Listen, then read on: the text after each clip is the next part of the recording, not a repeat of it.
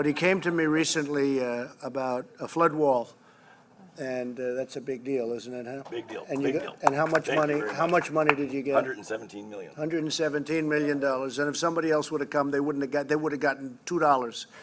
But he got $117 million, and it's going well, right? Is it going well? Absolutely. Yeah, good. Yeah, it's going well. Congratulations. Thank you very much. And good luck with everything, and I appreciate everything. I appreciate your help. You've been fantastic. Thank you, Rod. Say a few words, please.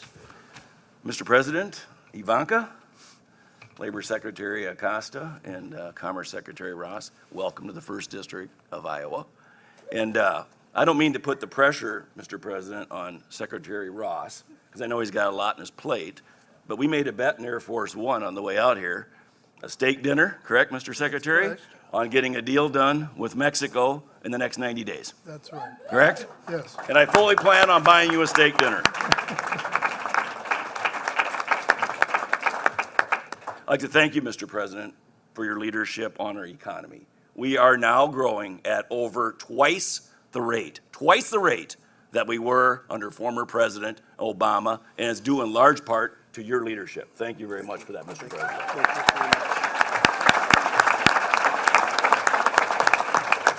And also, thank you for having political courage to renegotiate these trade deals, which quite frankly are not good to the United States. And you've taken some heat for it in the short term, but in the long run, the farmers, the manufacturers, the employers are all going to be better off. right. Thank you for having political courage. That's right. Thank you.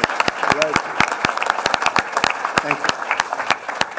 And lastly, thank you for your commitment to workers. This great economy we have has created another problem in my district. People cannot find workers, and that's a problem. We need welfare reform. If you're between 18 and 65 years old, mentally and physically able to work, no children in the house, you ought to be working, right? You ought to be working. We need welfare reform.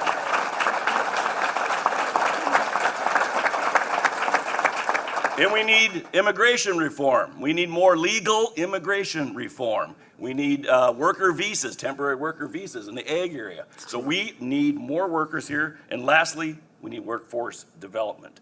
You know, Mr. President, there exists a myth in this country that you cannot live the American dream unless you have a white dress shirt on and work in an office. And that, my friends, you would agree, and I think you would agree, Mr. President, is not true. So the first time, my friends, in our country's history, we have more job openings than we have workers to fill them. First time in our country's history. Hats off to you, Mr. President.